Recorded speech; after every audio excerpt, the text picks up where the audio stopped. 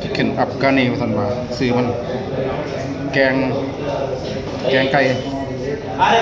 ใส่โยเกิร์ตแกงไก่ใส่โยเกิร์ต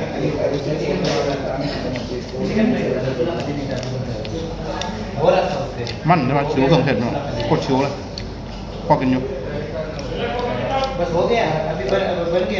ว่าชิวเครื่องเทศ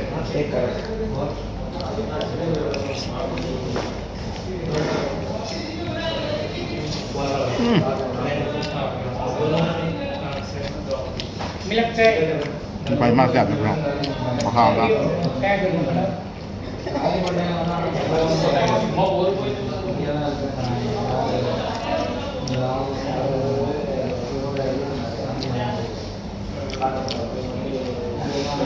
Black coffee किसका है? Black coffee?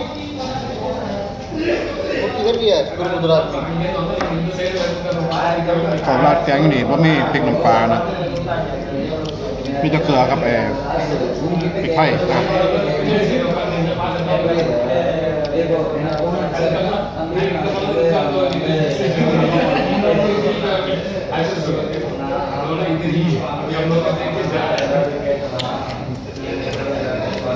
มันเข้มข้นอยู่นั่นเนาะ